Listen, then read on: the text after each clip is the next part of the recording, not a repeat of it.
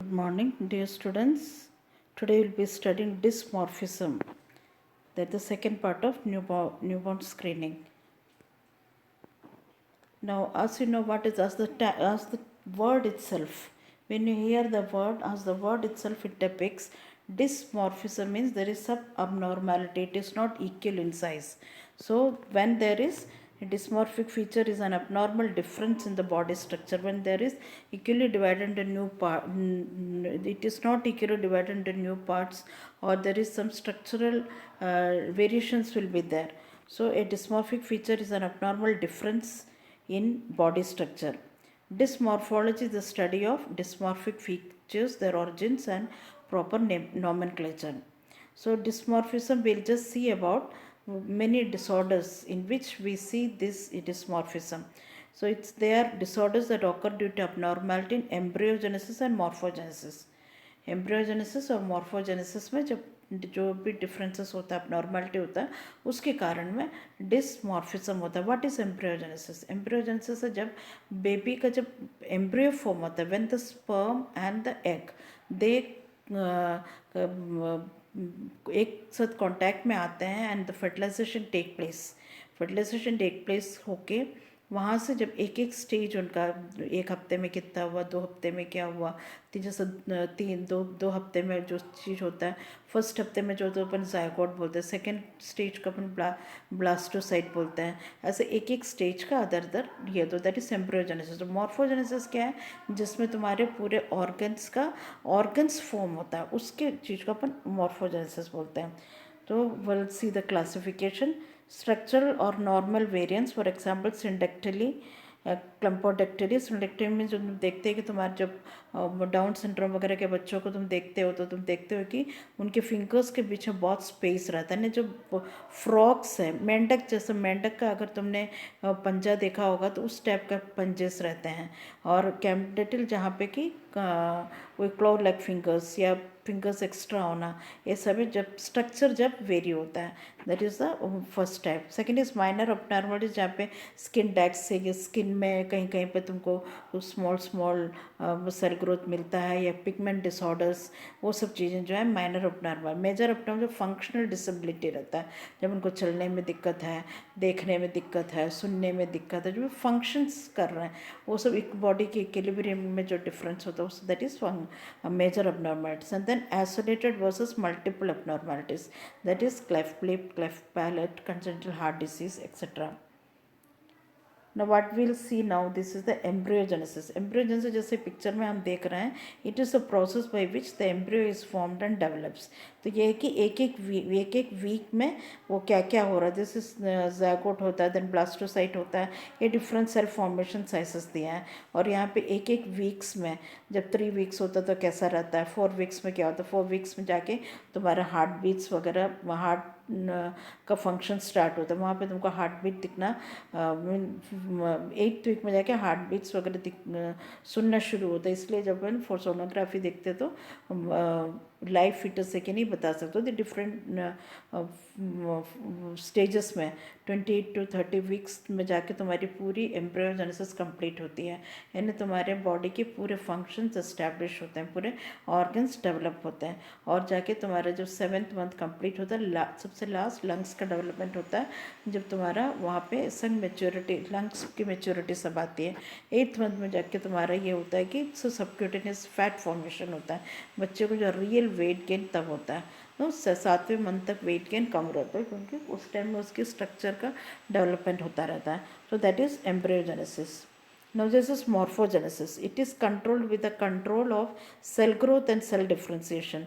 Cell growth और cell differentiation होता है. जैसे आँख बनना, कान बनना, फिंगर्स बनना, वो हार्ट का काम बनना, ब्लैकल कॉर्ड बनना, एक एक जो ऑर्गन्स है वो सब फॉर्मेशन होता है, उसका टिश्यूज़, और वो पूरा शेप देता है, मीन्स उसका रियल शेप देता है. It is concern with the shape of tissues, organs and entire organisms and position of various specialised cell types. तो ये होता है मॉर्फोजेनेसिस में. अब अपन एक एक कंडीशंस देखेंगे जहाँ पर डिस्मॉर्फिक सिंड्रोम्स होते हैं। First is down syndrome. Down syndrome क्या होता है? क्रोमोसोम 21 के जेनेटिक डिसऑर्डर है जिसमें abnormal cell division results in an extra full or partial copy of chromosome 21. Then Edward syndrome. Edward syndrome होता है जब 3 कॉपीज ऑफ क्रोमोसोम नंबर 18 होता है इंस्टेड ऑफ 2। यूजुअली 2 होता है, उसमें 3 होता है। तो इसमें क्या है कि बेबी का पूरा ग्रोथ एंड डेवलपमेंट में जैसे कि उसका इनिशियली स्मॉल हेड रहेगा, back of the head is prominent, ears are malformed, mouth and jaw are small, hands are clenched into fist, club flute रहेगा। दिस आर ऑल भी symptoms जो अपन उसमें देखेंगे।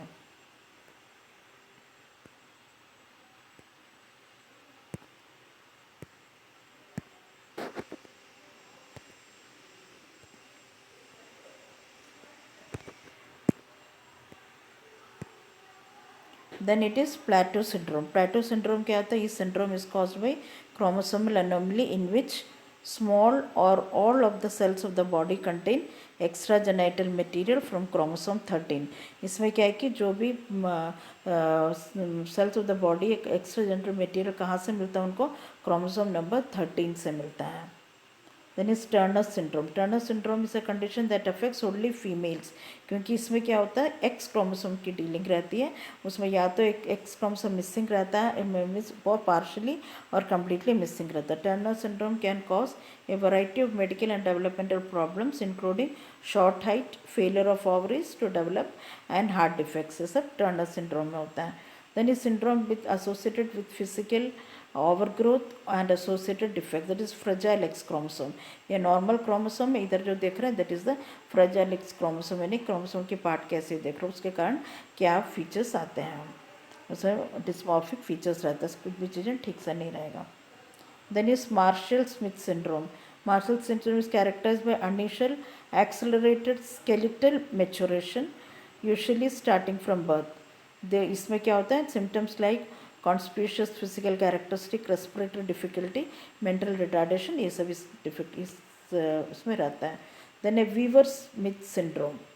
Weaver Smith syndrome is very rare और इसमें क्या होता है कि टॉल स्ट्रक्चर ने बच्चा छोटे से ही वेरी मैच्योर्ड लगेगा, वेरी इंटेलेक्चुअल, उनकी लुक ऐसा रहेगी कि बहुत इंटेलेक्चुअल पर्सन, बहुत बुद्धिमान व्यक्ति उस टाइप से उसका ये रहेगा।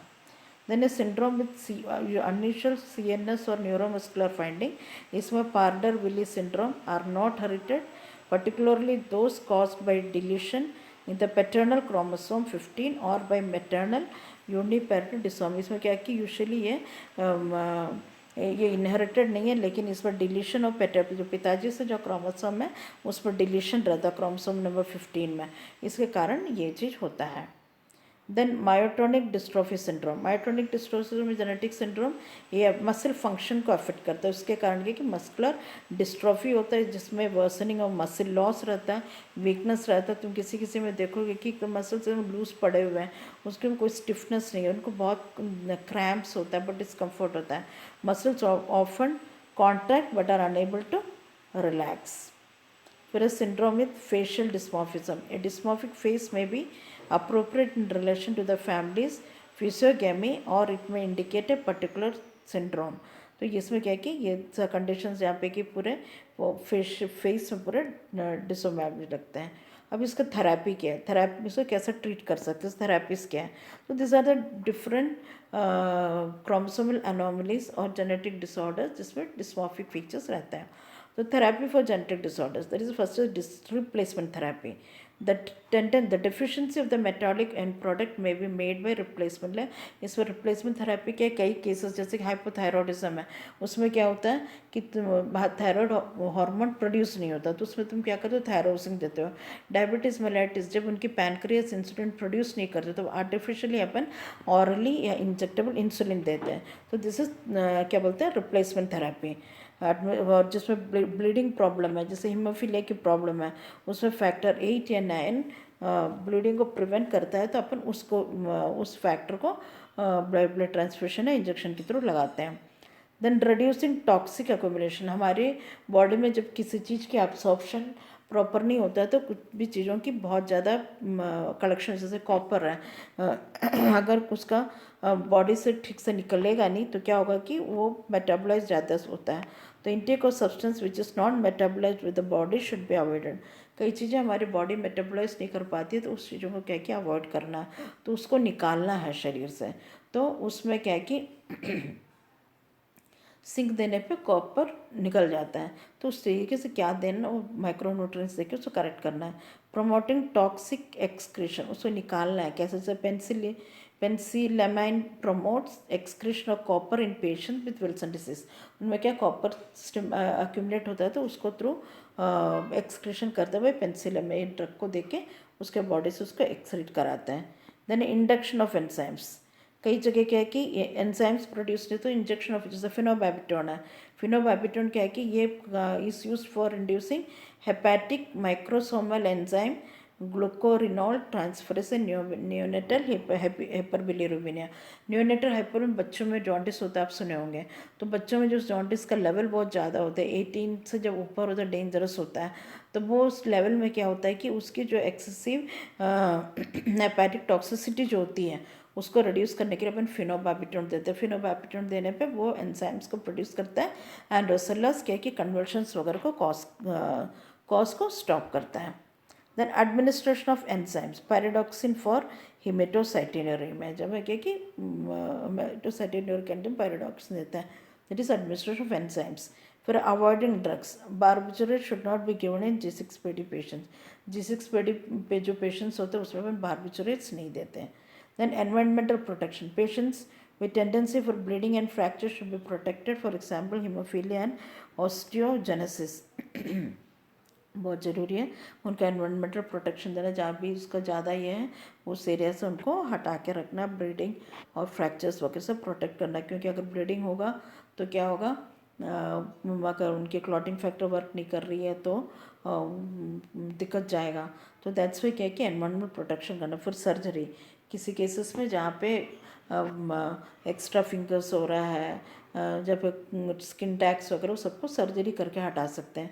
That is surge. फिर जीन थेरेपी, जिस क्रोमोसोम्स में प्रॉब्लम है उस अमीनो एसिड्स को फाइंड आउट करके उसको जीन थेरेपी देते हैं so that it can be corrected. फिर उसको प्रिवेंशन कैसे कर सकते हैं, मेटाबॉलिक स्क्रीनिंग। मेटाबॉलिक स्क्रीनिंग करेंगे तो जैसे कि थायरॉक्सिन, थायराइड की टेस्ट कराते हैं, पता चलता है कि थायरॉक्सिन उनकी कम है तो अपन थायराइड सप्लीमेंट देते हैं।